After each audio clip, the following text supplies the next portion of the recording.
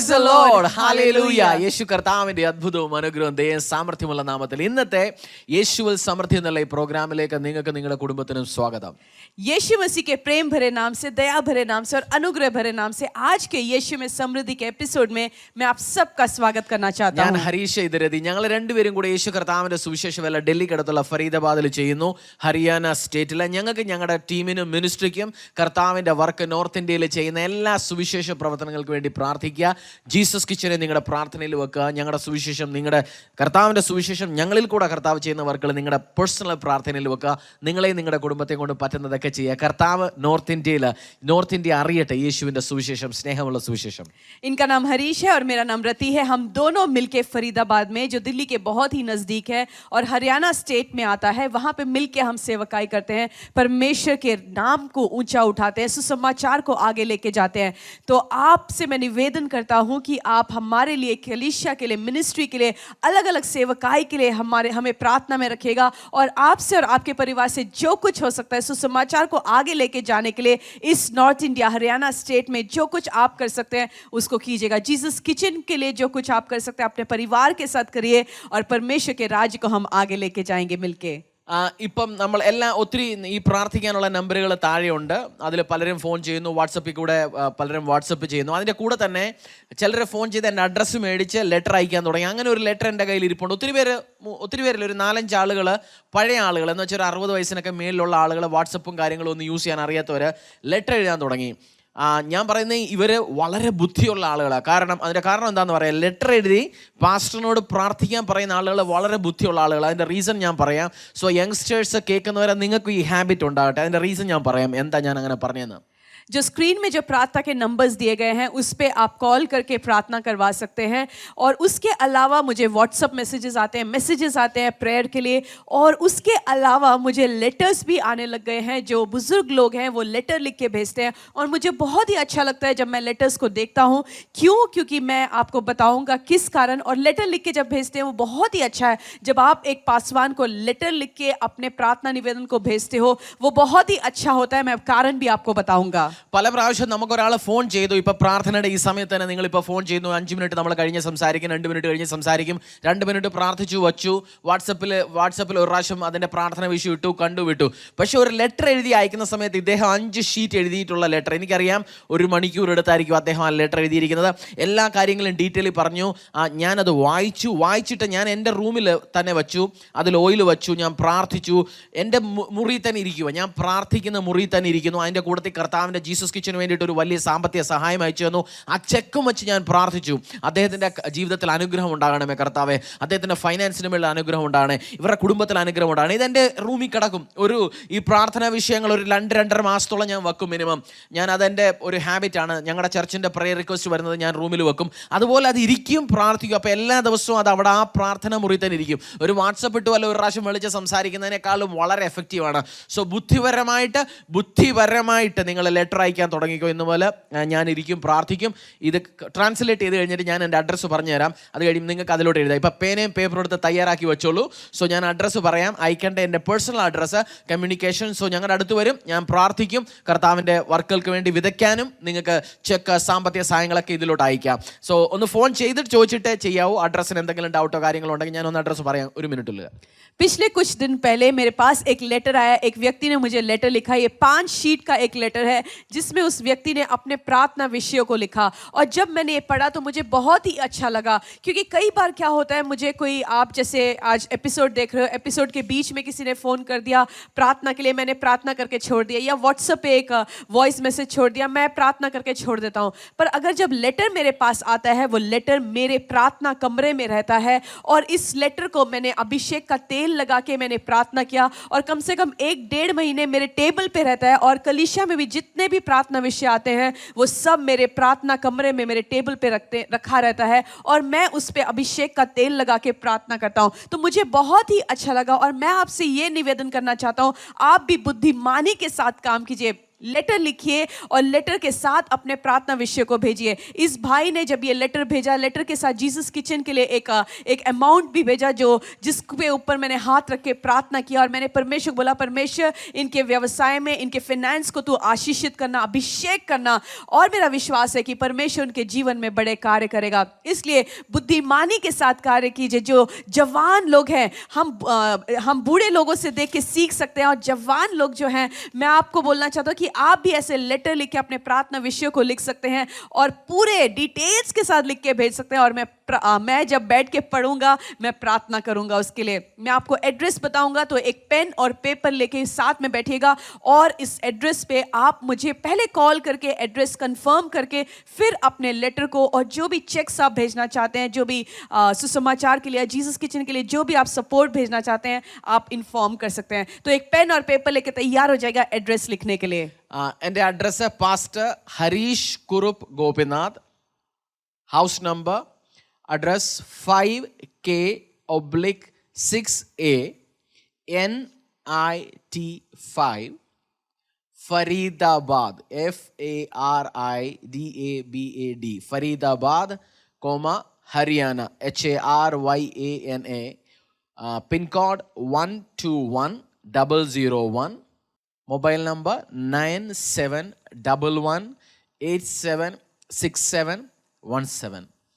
ഇതിൽ നിങ്ങൾ ലെറ്റർ അയക്കുക. കർത്താവിൻ്റെ രാജ്യത്തിന് വേണ്ടി സാമ്പത്തിക സഹായങ്ങൾ ചെക്കായിട്ടോ മറ്റോ ചെയ്യുന്നുണ്ടെങ്കിൽ ഫോൺ ചെയ്യുക, നമുക്കത് സംസാരിക്കാം. പക്ഷെ നിങ്ങൾ ലെറ്റർ അയക്കണം, പ്രാർത്ഥിക്കാം. ഞാനും കുടുംബമായിട്ടിരുന്നുള്ള പ്രാർത്ഥനയിൽ ഞങ്ങൾ പ്രാർത്ഥിക്കും, ചർച്ചിരുന്ന് പ്രാർത്ഥിക്കും. സോ ബുദ്ധിപരമായി നീങ്ങുക. ഈ മൊബൈലും വാട്സപ്പും എല്ലാം നല്ലത്, പക്ഷേ ചില കാര്യങ്ങൾ, പഴയ സിസ്റ്റം നല്ലത്. നമ്മുടെ കർത്താവ് നമുക്ക് എഴുതി തന്നിട്ടുണ്ടല്ലോ ബൈബിൾ, അതുപോലെ ഇങ്ങനെയുള്ള സിസ്റ്റങ്ങളൊക്കെ വളരെ നല്ലതാണ്. ബുദ്ധിയുള്ളവർ അങ്ങനെ ചെയ്യട്ടെ. ആമേൻ. जो एड्रेस आपको स्क्रीन में दिखाई दिया जा रहा है, उस एड्रेस पे आप मुझे लेटर भेज सकते हैं। उसके साथ जो भी आप जीसस किचन के लिए या सुसमाचार को आगे लेके जाने के लिए जो भी सपोर्ट आप चेक के द्वारा भेजना चाहते हैं, इस लेटर पे आप भेज सकते हैं। लेटर भेजने से पहले कॉल करिएगा, मुझे कंफर्म कर दीजिएगा कि मैं एक लेटर भेज रहा हूँ आपके लिए। कॉल करके कंफर्म करके आप लेटर भेज दीजिए। लेटर लिख के भेजना बहुत ही अच्छी बात है। मुझे बहुत ही अच्छा लगता है जब कोई लेटर लिख के भेजता है, क्योंकि वो हम परिवार के साथ मिलके उस लेटर पे हाथ रख के आपके परिवार के लिए हम प्रार्थना करेंगे। ഹല്ലേലൂയ. നമ്മൾ ശാപങ്ങളെ കുറിച്ചാണ് പഠിച്ചുകൊണ്ടിരിക്കുന്നത്, ശാപങ്ങളും അനുഗ്രഹങ്ങളും. അപ്പം ലാസ്റ്റ് എപ്പിസോഡിൽ നമ്മൾ പഠിച്ചതെന്ന് വെച്ചാൽ ശാപങ്ങൾ വരുന്നതിൻ്റെ കാരണം, ഒരു ശാപവും കാരണമില്ലാതെ നമ്മുടെ ലൈഫിൽ വരത്തില്ല. സോ ഇന്ന് അതിൻ്റെ കണ്ടിന്യൂവേഷനിൽ തന്നെ നമുക്ക് ഒന്ന് പഠിച്ച് മുന്നോട്ട് പോകാം, ഒന്നുകൂടെ മനസ്സിലാക്കാം. और जैसे पिछले कुछ एपिसोड में से हम श्रापों के बारे में सीख रहे हैं, और श्रापों के पीछे एक कारण होता है, हर एक श्राप के पीछे एक कारण होता है, उसके बारे में हम सीख रहे हैं। और आगे आज हम श्रापों के बारे में ही सीखेंगे। ആവർത്തന പുസ്തകം 28:15, book of Deuteronomy chapter 28:15, book of Deuteronomy, ആവർത്തന പുസ്തകം 28:15. എന്നാൽ നീ നിന്റെ ദൈവമായ യഹോവയുടെ വാക്ക് കേട്ട് ഞാൻ ഇന്ന് നിന്നോട് ആജ്ഞാപിക്കുന്ന അവൻ്റെ കൽപ്പനകളും ചട്ടങ്ങളും പ്രമാണിച്ചു നടക്കാഞ്ഞാൽ ഈ ശാപമൊക്കെയും നിനക്ക് വന്നു ഭവിക്കും. व्यवस्था विवरण 28:15, परंतु यदि तू अपने परमेश्वर यहोवा की बात न सुने और उसकी सारी आज्ञाओं और विधियों के पालने में जो मैं आज सुनाता हूँ चौकसी नहीं करेगा, तो ये सब श्राप तुझ पर आ पड़ेंगे. കർത്താവ് പറഞ്ഞ് നിന്റെ ദൈവമായ, നമ്മുടെ ദൈവമായ യഹോവയുടെ ആജ്ഞകളും കൽപ്പനകളും കേട്ട് നടന്നില്ലെന്നുണ്ടെങ്കിൽ ശാപങ്ങൾ നമ്മുടെ മേളിൽ വന്ന് ഫലിക്കും. നിങ്ങളെ കർത്താവിൻ്റെ വചനത്തിൽ നിന്ന് അണുവിട തെറ്റാതെ നടക്കണം. കാരണം അഥവാ നിങ്ങൾ തെറ്റി നടന്നാൽ ശാപങ്ങൾ നിങ്ങളുടെ മേളിൽ വരും. നിങ്ങൾ അപ്പൻ്റെയും അമ്മയുടെയും വാക്ക് അനുസരിക്കുന്നത് പോലെ തന്നെ അതിനേക്കാളും തീവ്രത സ്നേഹത്തോടെ, തീവ്ര ഭയത്തോടെ കർത്താവിൻ്റെ ആജ്ഞകൾ അനുസരിച്ച് മുന്നോട്ട് പോകണം. പലരും അമ്മായിയമ്മയുടെ വാക്ക് കേട്ട് നടക്കും, വൈഫിൻ്റെ വാക്ക് കേൾക്കും, ഹസ്ബൻഡിൻ്റെ വാക്ക് കേൾക്കും, ബോസിൻ്റെ വാക്ക് കേൾക്കും, എല്ലാവരുടെയും വാക്ക് കേൾക്കും. കർത്താവിൻ്റെ വാക്ക് ഒഴിച്ച്, കർത്താവിൻ്റെ ആജ്ഞ ഒഴിച്ച് ബാക്കി എല്ലാവരുടെയും കേൾക്കും. നിങ്ങൾ കർത്താവിൻ്റെ ഇൻസ്ട്രക്ഷൻ ചെയ്യുന്ന, കർത്താവിൻ്റെ ആജ്ഞയിൽ നിന്ന് മാറി നടന്നാൽ അത് നിങ്ങളെ ശാപങ്ങൾ വിളിച്ചു കൊണ്ടുവരും. ഒരു ശാപവും കാരണമില്ലാതെ വരത്തില്ല. കർത്താവിൻ്റെ ആജ്ഞ കേട്ടില്ലെന്നുണ്ടെങ്കിൽ ഒരു ശാപം നിങ്ങളുടെ കുടുംബത്തിലേക്ക്, നിങ്ങളുടെ ലൈഫിലേക്കും ആഡ് ആകും. സോ ഈ ശാപം നിങ്ങളുടെ മേളിൽ വരാതിരിക്കട്ടെ. കർത്താവിൻ്റെ വചനം കേട്ട് നടന്ന് അനുഗ്രഹങ്ങൾ റിസീവ് ചെയ്യട്ടെ. ചെയ്യട്ടെ, നിങ്ങൾ ശാപങ്ങൾ റിസീവ് ചെയ്യരുത്. और जैसे ये जो वचन हमने पढ़ा कि यदि तो अपने परमेश्वर यहोवा की बात न सुने तो ये सारी आज्ञा और विधियों के पालने में जो आज मैं सुनाता हूँ चौकसी न करे तो तुझ पे श्राप पड़ेगा. इसका मतलब कि अगर हम परमेश्वर के वचन के अनुसार उसकी आज्ञाओं और विधियों को न सुन के हम चलेंगे तो परमेश्वर की तरफ से हमारे ऊपर श्राप पड़ेगा. जिस प्रकार हम माता पिता के आज्ञाओं को सुन के, उनके विधियों को सुन के हम पीछे चलते हैं, उससे ज़्यादा है परमेश्वर के वचन को सुन के हम आगे चलें. तो आज से आप निर्णय लीजिए कि आप परमेश्वर के वचन को सुनेंगे और उसके विधियों पे चलेंगे ताकि आपके जीवन में श्राप ना आए. അടുത്ത ശാപങ്ങൾ വരാനുള്ള കാരണങ്ങളെ കുറിച്ച് അറിയുന്നത്. കാരണം കാരണങ്ങൾ മനസ്സിലാക്കി നമുക്ക് ആ കാരണത്തിലോട്ട് പോകാതിരുന്നാൽ മതിയല്ലോ. ഒരാൾക്കൊരു ഫുഡ്, എന്തെങ്കിലും ഒരു ആഹാരം കഴിച്ച് അസുഖം വരുന്നുണ്ട്, അലർജി വരുന്നുണ്ട്, അപ്പോൾ അത് കഴിക്കാതിരുന്നാൽ മതിയല്ലോ, അത്രയേ ഉള്ളൂ. ഇപ്പം എനിക്കാണെന്നുണ്ടെങ്കിൽ തണുത്ത വെള്ളം കുടിക്കാൻ പറ്റത്തില്ല, കുടിച്ചാൽ എനിക്ക് അസുഖം വരും, ടോൺസിലൈറ്റിസ് വരും. സോ ഞാനത് ടച്ച് ചെയ്യത്തില്ല. അതുപോലെ റീസൺ അറിയേണ്ടത് വളരെ ആവശ്യമാണ്. സോ ഒരു റീസൺ കൂടെ നമുക്ക് നോക്കാം. और जिस प्रकार हम श्रापों के कारण के बारे में पढ़ रहे हैं, कारण जानना बहुत ही ज़रूरी है, क्योंकि जब आपको पता होगा कि कारण क्या है तो आप उससे दूर हटेंगे. जैसे हमें पता है कोई काम नहीं करना तो हम उससे दूर हटेंगे. जैसे मैं ठंडा पानी नहीं पी सकता, मैं ठंडा पानी पीता हूँ तो मेरा गला खराब हो जाता है, इसलिए मैं ठंडे पानी से, ठंडे चीज़ से, ठंडे सामग्री से दूर रहता हूँ ताकि मैं स्वस्थ रहूँ. उसी प्रकार अगर श्रापों का कारण आपको पता चल जाएगा तो आप दूर रह सकते हैं.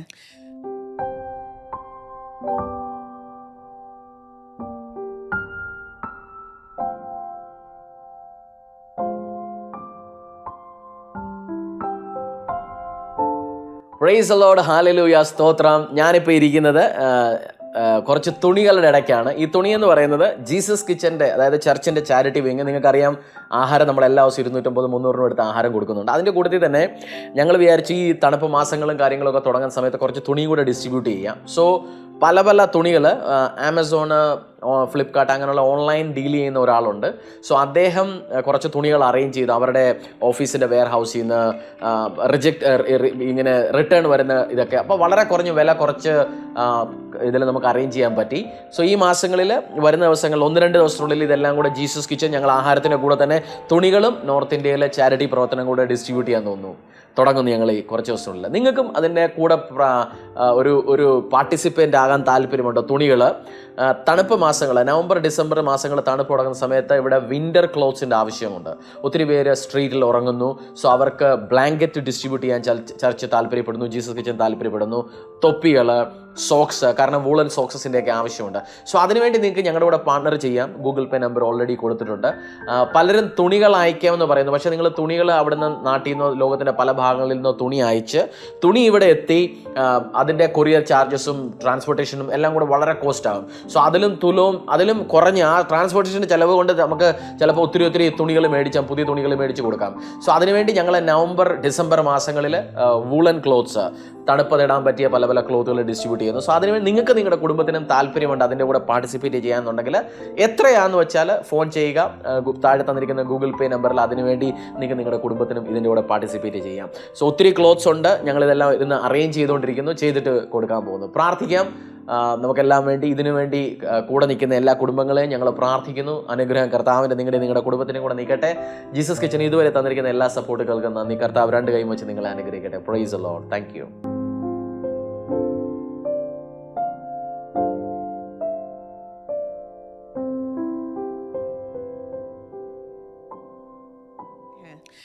ജനസിസ് ഉൽപ്പത്തിയുടെ അധ്യായം 9-ാമത്തെ അധ്യായം 24-25. ഉൽപ്പത്തി 9:24-25. അതിൽ എഴുതിയേക്കുന്നത്, നോഹ ലഹരി വിട്ടുണർന്നപ്പോൾ തൻ്റെ ഇളയ മകൻ ചെയ്തതറിഞ്ഞു. അപ്പോൾ അവൻ കനാൻ ശപിക്കപ്പെട്ടവൻ, അവൻ തൻ്റെ സഹോദരന്മാർക്ക് അധമദാസനായി തീരും എന്ന് പറഞ്ഞു. उत्पत्ति 9:24 हम पढ़ेंगे. जब नूह का नशा उतर गया तब उसने जान लिया कि उसके छोटे पुत्र ने उसके साथ क्या किया है, इसलिए उसने कहा, कनान शापित हो, वह अपने भाई बंधुओं के दासों का दास हो. കനാന്റെ മേളിൽ ശാപം വന്നു. അവൻ ദാസന്മാരുടെ ദാസനായി തീരും എന്ന് വെച്ചാൽ ഈ ഭൂമിയിലെ ഏറ്റവും കുറഞ്ഞ ജോലികൾ അവൻ ചെയ്യുമെന്നുള്ള ശാപം കൊടുത്തു. ആ ശാപത്തിൻ്റെ കാരണം എന്താണെന്ന് വെച്ചാൽ അവൻ്റെ അപ്പൻ്റെ ഒരു വീക്ക്നെസ് കണ്ട് കളിയാക്കാൻ തുടങ്ങി. നേക്കഡ്നെസ് എന്ന് പറയുന്നത് വീക്ക്നെസ് ആണ്. ഇന്നോ നാളെയോ നിങ്ങൾ നിങ്ങളുടെ അപ്പൻ്റെ, നിങ്ങളുടെ പാസ്റ്ററിൻ്റെ, നിങ്ങളുടെ സ്പിരിച്വൽ അതോറിറ്റിയുടെ, നിങ്ങളുടെ മേളിൽ നിൽക്കുന്ന ആളുകളുടെ വീക്ക്നെസ് ഇന്നോ നാളെയോ നിങ്ങൾ കാണും. പക്ഷെ അത് കണ്ട് നിങ്ങൾ പോയി 10 പേരോട് പാട്ടാക്കി 10 പേരോട് പറഞ്ഞാൽ അന്യായമായി ശാപങ്ങൾ നിങ്ങളുടെ മേളിൽ വന്ന് ഭരിക്കും.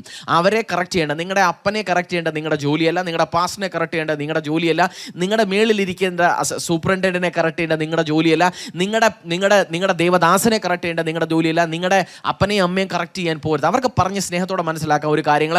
പക്ഷേ അത് അപ്പനോടും അമ്മയോടും പറയാം, നിങ്ങളുടെ മേളിൽ കർത്താവ് വച്ചിരിക്കുന്ന നിങ്ങളുടെ ഷെപ്പേർഡിനെ കറക്റ്റ് ചെയ്യേണ്ട നിങ്ങളുടെ ജോലിയില്ല. അൺനെസസറി ഇവർക്കെതിരെ പറയുമ്പോൾ, അവർക്കെതിരെ നിങ്ങൾ മുന്നിലല്ല രഹസ്യമായിട്ട് പറയുമ്പോൾ വരെ ശാപങ്ങൾ നിങ്ങളെ ഫോളോ ചെയ്യും. നമ്മൾ പറയത്തില്ലേ മതിലിന് വരെ ചിലപ്പോൾ ചെവി ഉണ്ടെന്ന്, അതുപോലെ ആ ശാപങ്ങൾ നിങ്ങളെ ഓട്ടോമാറ്റിക്കായിട്ട് നിങ്ങളുടെ പുറകെ വരും. സോ ഇങ്ങനെ നോഹയുടെ മകൻ ചെയ്ത പോലെ മണ്ടത്തരങ്ങൾ ചെയ്യാതെ ഒരു പേടിയോടെയും ഭയത്തോടെയും പോവുക. അതോറിറ്റീസിനെ റെസ്പെക്ട് ചെയ്ത് നിൽക്കുക.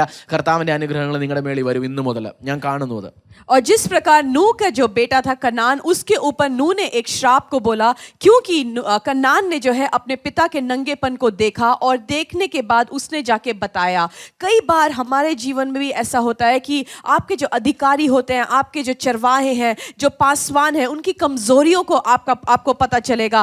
जैसे नूह की कमजोरी कनान को पता चला और उस कमजोरी को उसने जाके सबको बताया. हमें जब कमजोरी दिखाई देता है, अपने अथॉरिटीज का, अपने अगुओं का जब कमजोरी हमें पता चलता है, तो हमें उनको जाके करेक्ट नहीं करना या दूसरों को जाके नहीं बोलना, क्योंकि ऐसे हम करेंगे तो हम अननेसेसरी एक श्राप को अपने ऊपर बुला लेते हैं. जिस प्रकार कनान ने अपने ऊपर अपने पिता के द्वारा श्राप को इनवाइट किया, उसी प्रकार हम भी कई बार अपने अधिकारियों के कमजोरियों को जब हम जान के दूसरों को बताते हैं, दूसरों को करेक्ट करने के जाते हैं, अपने अधिकारियों को करेक्ट करने जाते हैं, अपने पासवान को करेक्ट करने जाते हैं, अपने बॉसेस को करेक्ट करने जाते हैं, तो हम अननेसेसरी एक श्राप को अपने ऊपर ले लेते हैं. तो आप भी इस श्राप से बच के रहिएगा. अपने ऊपर जो आपका चरवाहा है या आपके जो अगुए हैं, उनको आप करेक्ट करने मत जाइए. उनके कमजोरी को देखिए, उनका मजाक मत उड़ाइए, क्योंकि परमेश्वर ने उनको आपके ऊपर रखा है. അടുത്ത നമ്മളിപ്പോൾ ഡിസ്കസ് ചെയ്തുകൊണ്ടിരിക്കുന്ന ശാപങ്ങൾ വരാനുള്ള കാരണങ്ങൾ.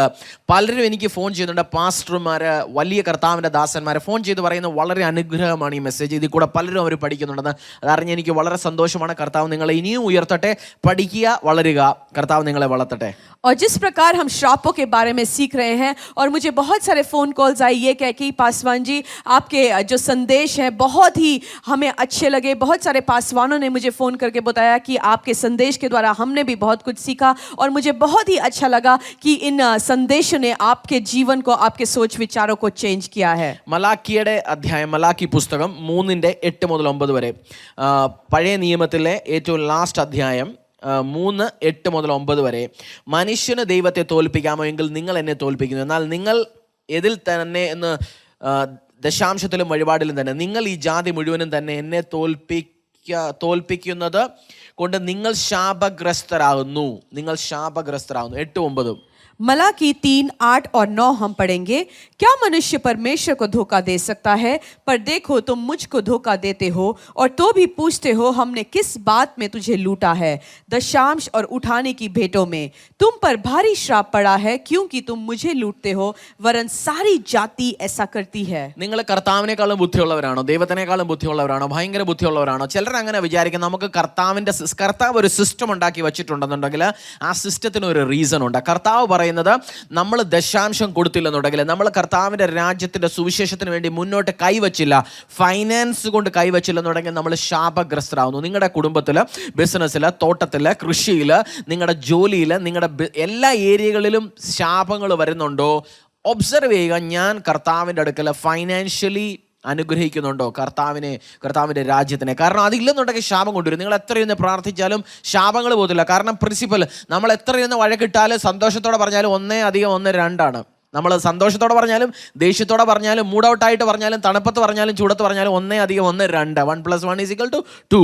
സോ അതുപോലെ തന്നെ പ്രിൻസിപ്പിൾ അവിടെ തന്നെ നിൽക്കും. നമ്മൾ ദശാംശം കൊടുത്തില്ലെന്നുണ്ടെങ്കിൽ കർത്താവിൻ്റെ അനുഗ്രഹങ്ങൾ വരത്തില്ല, ശാപഗ്രസ്ത. സോ ഈ ശാപത്തിൽ നിന്ന് മാറണോ, ഫൈനാൻഷ്യൽ അനുഗ്രഹങ്ങൾ വരണോ? ഇന്നത്തെ ദിവസം തന്നെ ഡിസൈഡ് ചെയ്യുക. ഞാനും എൻ്റെ കുടുംബവും നമ്മുടെ ഇൻകത്തിൻ്റെ ദശാംശം കൊടുക്കും. 10 അല്ല 11 കൊടുക്കും. 11 അല്ല അതിലും കൂടുതൽ നമ്മൾ കൊടുക്കും. കാരണം കർത്താവിൻ്റെ അനുഗ്രഹത്തിലോട്ട് പോകണം.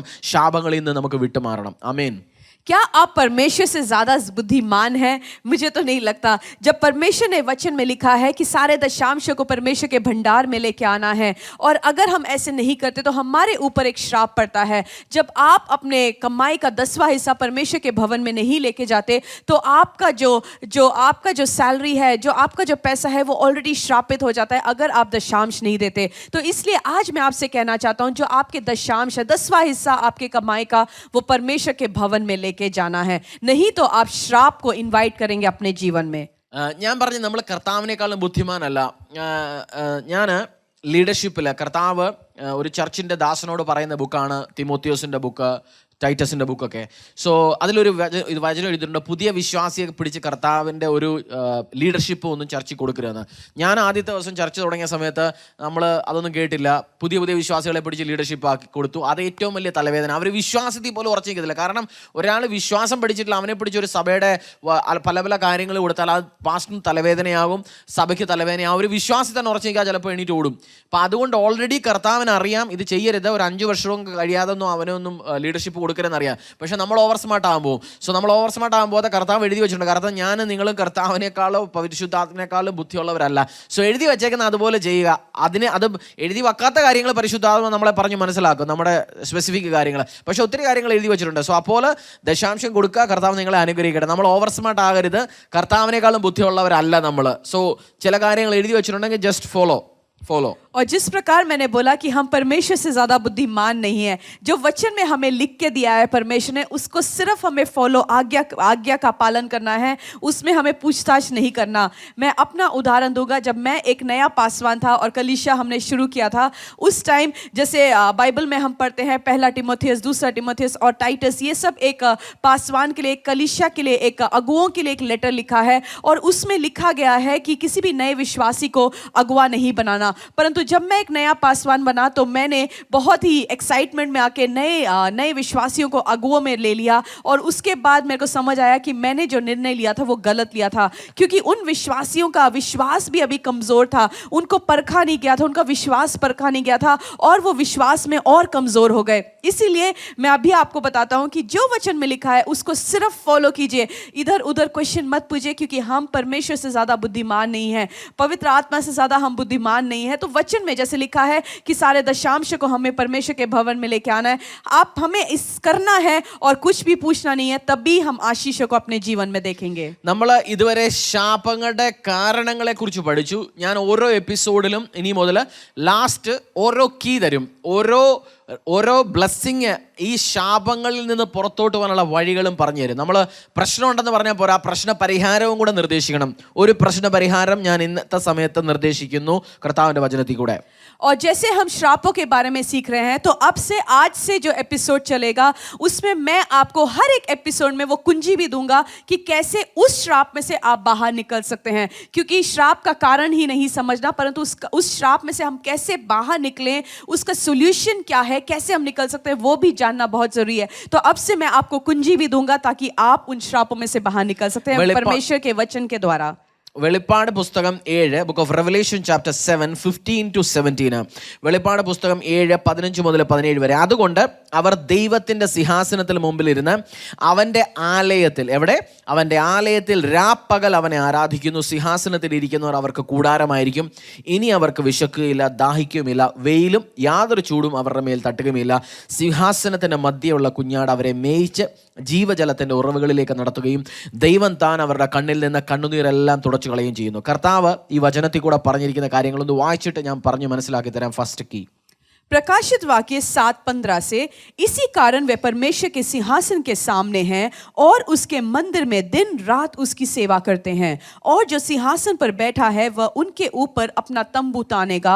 वे फिर भूखे और प्यासे न होंगे और न उन पर धूप न कोई तपन पड़ेगी, क्योंकि मेमना जो सिंहासन के बीच में है उनकी रखवाली करेगा और उन्हें जीवन रूपी जल के सोतों के पास ले जाया करेगा, और परमेश्वर उनकी आंखों से सब आंसू पोंछ डालेगा। അവൻ്റെ ആലയത്തിൽ രാപ്പകൽ അവനെ ആരാധിക്കുന്നു. നിങ്ങൾ കർത്താവിൻ്റെ ആലയത്തിൽ രാപ്പകൽ അവനെ സേവ ചെയ്യുന്നുണ്ടോ? കാരണം ഇവിടെ പറഞ്ഞിരിക്കുന്ന സെർവ് ഹിം എന്ന ആരാധന, അതിൻ്റെ കൂടെ തന്നെ കർത്താവിനെ സെർവ് ചെയ്യുക. നിങ്ങളുടെ ആലയം യേശു കർത്താവിനെ ആരാധിക്കുന്നവർ, യേശു കർത്താവിനെ ആലയത്തിൽ പോയി ആരാധിക്കുന്നവർക്ക് വിശപ്പ്, മറ്റുള്ള പ്രശ്നങ്ങൾ, ഈ ബേസിക്കലി ശാപങ്ങൾ കൊണ്ടുവരുന്നത് നമുക്ക് പട്ടിണിയും പരിവട്ടവും പ്രശ്നങ്ങളാണ് കൊണ്ടുവരുന്നത്. സോ കർത്താവ് പറയുന്നത് വിശക്കത്തില്ല, ദാഹിക്കത്തുമില്ല എന്ന് വെച്ചാൽ പട്ടിണി ഞാൻ മാറ്റും, നിങ്ങൾക്ക് പ്രശ്നങ്ങൾ ഉണ്ടാകത്തില്ല. കർത്താവിനെ സെർവ് ചെയ്യാൻ തുടങ്ങുക. ഇന്ന് പോലെ ഡിസിഷൻ എടുക്കുക, ഞാനും എൻ്റെ കുടുംബവും കൂടെ യേശുവിൻ്റെ പുറകെ നടക്കുക, സെർവ് ചെയ്യും. സെർവ് ചെയ്യുന്നതെന്ന് വെച്ചാൽ സൺഡേ അല്ലെങ്കിൽ രാവിലെ നിങ്ങൾ ടി വിയുടെ മുമ്പിൽ ഇരുന്ന് ഇത് കേൾക്കുന്നത് കർത്താവിനെ സെർവ് ചെയ്യുന്ന, അല്ലെങ്കിൽ നിങ്ങൾക്ക് പഠിക്കുക. ഇത് തിയറിയാണ്. പ്രാക്ടിക്കൽ ചർച്ചിൽ പോയി ചെയ്യണം, പ്രാക്ടിക്കൽ പുറത്തിറങ്ങി കർത്താവിൻ്റെ വേല ചെയ്യണം. കാരണം തിയറി മാത്രം പഠിച്ചുകൊണ്ടിരുന്നാൽ ഒരു നോളജും ഉണ്ടാകത്തില്ല. പ്രാക്ടിക്കൽ ചെയ്യണം. ഇതിപ്പോൾ നിങ്ങൾ തിയറി പഠിക്കുന്നു, വളരെ നല്ലത്, പക്ഷേ അത് പ്രാക്ടിക്കൽ പഠിക്കണം, പുറത്തിറങ്ങി ചെയ്യണം. ഞാൻ അതിൻ്റെ ഡീറ്റെയിൽസ് ഒന്നുകൂടെ മനസ്സിലാക്കാം. और जैसे वचन में लिखा है कि उसके मंदिर में दिन रात उसकी सेवा करते हैं, तो हमें परमेश्वर के मंदिर में जो भवन परमेश्वर ने हमें दिया है, जो कलीसिया, जो सभा आपको परमेश्वर ने दिया है, उस भवन में, उस मंदिर में जाके आपको सेवा करना है. जब हम सेवा करते हैं तो हम श्रापों में से बाहर निकल के आ सकते हैं.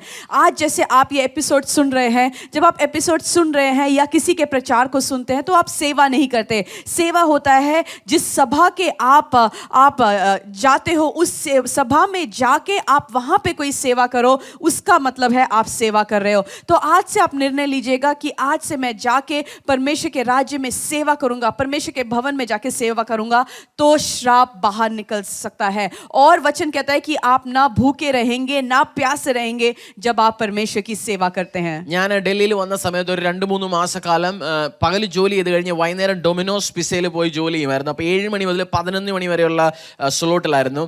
അപ്പോൾ അവർ 16 രൂപ ഒരു മണിക്കൂറിൻ്റെ തരുമായിരുന്നു. അപ്പം പിസ്സ, നമ്മൾ ആദ്യമായിട്ട് പിസ്സ കഴിക്കാൻ നിങ്ങൾക്ക് എല്ലാം ഇഷ്ടമാണല്ലോ. പിസ്സ എന്ന് കേൾക്കുമ്പോൾ തന്നെ 400-500 രൂപ ഒരാൾക്ക് തന്നെ കഴിക്കണമെന്നുണ്ടെങ്കിൽ. പക്ഷേ ഞാൻ അവിടെ ജോലി ചെയ്ത സമയത്ത് വൈകുന്നേരം ഓർഡറുകൾ ക്യാൻസൽ ആകും, അല്ലാതെ പണി ചെയ്യുന്നവർക്ക് ഇഷ്ടം പോലെ പിസ്സ കഴിക്കാം. ഓർഡർ ക്യാൻസൽ ആകും, ചിലപ്പോൾ അത് ഉണ്ടാക്കി ശരിയാകത്തില്ല. അപ്പം 2-2.5 മാസക്കാലം പണി ചെയ്ത് പിസ്സയോടുള്ള ഇതങ്ങ് പോയി. എന്ന് വെച്ചാൽ പിസ്സയുടെ ഒരു റെസ്റ്റോറൻറ്റിൽ ജോലി ചെയ്യുന്ന എനിക്ക് പിസ്സ കഴിച്ച് മതിയായെങ്കിൽ കർത്താവിനെ സ്നേഹിക്കുന്നവനെ ഈ സൂര്യനെയും ചന്ദ്രനെയും സമുദ്രങ്ങളെയും നദികളെയും ആകാശത്തിനെയും എന്നെയും നിങ്ങളെയും വലിയതിനെയും ചെറുതിനെയും എല്ലാം നിർമ്മിച്ച കർത്താവ്, ഒന്നിനും ഒരു ദാരിദ്ര്യവുമില്ലാത്ത, ഒന്നിനും ഒരു കുറവുമില്ലാത്ത കർത്താവിനെ നിങ്ങൾ സെർവ് ചെയ്യുമ്പോൾ, അദ്ദേഹത്തിനെ ആരാധിക്കുമ്പോൾ നിങ്ങളുടെ പട്ടിണിയും പരിവട്ടങ്ങളും പ്രശ്നങ്ങളും എല്ലാം കർത്താവ് മാറ്റിപ്പോവും. അതുകൊണ്ട് വിശ്വസിക്കാൻ ഞാൻ യേശുവിനെ സെർവ് ചെയ്യും, യേശുവിനെ ആലയത്തിൽ പോയി സെർവ് ചെയ്യും, യേശുവിൻ്റെ സുവിശേഷത്തിന് വേണ്ടി സെർവ് ചെയ്യും, അദ്ദേഹത്തിന് മുന്നോട്ട് ഞാൻ പോവും. അന്നേരം തന്നെ നിങ്ങളുടെ കുറേ ശാപങ്ങളിൽ നിങ്ങൾ ഓട്ടോമാറ്റിക്കലായി മാറി തുടങ്ങും. അതുകൊണ്ട് യേശുവിനെ സെർവ് ചെയ്യുക, കുടുംബമായ അനുഗ്രഹങ്ങൾ നിങ്ങളുടെ ജീവിതത്തിൽ എൻട്രി ചെയ്യട്ടെ. और जब मैं दिल्ली आया था और मैं जॉब करता था, जॉब करने के बाद मैं शाम को एक जगह और काम करता था जो डोमिनोज पिज़्ज़ा है, जहाँ पे पिज़्ज़ा बेचते हैं. आप सब ने खाया होगा पिज़्ज़ा, जो 400-500 रुपए का एक पिज़्ज़ा आता है एक व्यक्ति के लिए. तो उस टाइम मैं वहाँ पे जॉब करता था. अपने सुबह काम करने के बाद शाम को अलग जॉब करता था, क्योंकि 16 रुपए पर घंटे मेरे को मिलता था. तो वहाँ पे मैं जॉब करता था. और रात को जब जो पिज़्ज़ा ऑर्डर कैंसिल होता था, तो जहाँ जो लड़के वहाँ काम करते थे वो पिज़्ज़ा वो खा सकते थे. तो जब मैं जॉब करता था, मैं पिज़्ज़ा खा के थक गया. मैं ये कहना चाहता हूँ, जब एक लड़का जो पिज़्ज़ा कंपनी में जो काम कर रहा है, वो कंपनी तक उसको पिज़्ज़ा खिला के थका सकती है, तो वो परमेश्वर, जब हम उसके भवन में सेवा करेंगे, तो परमेश्वर क्या हमें भूखा और प्यासा रहने देगा. वो अभिषेकों को, आशीषों को आपके जीवन में ऐसे उंडेलेगा कि आप उसका वर्णन ही नहीं कर पाएंगे. वो ऐसा परमेश्वर है. അടുത്ത എപ്പിസോഡിൽ കർത്താവിൻ്റെ വചനത്തിൽ നിന്ന് ഇനിയും നമുക്ക് ഈ വിഷയത്തിൽ തന്നെ പഠിച്ച് മുന്നോട്ട് പോകാം. കർത്താവ് നിങ്ങളെ നിങ്ങളുടെ കുടുംബത്തെ അനുഗ്രഹിക്കട്ടെ. Praise the Lord. और अगले एपिसोड में इसी श्रापों के बारे में हम सीखेंगे और परमेश्वर आपको अनुग्रह दे, आशीष दे. आमीन.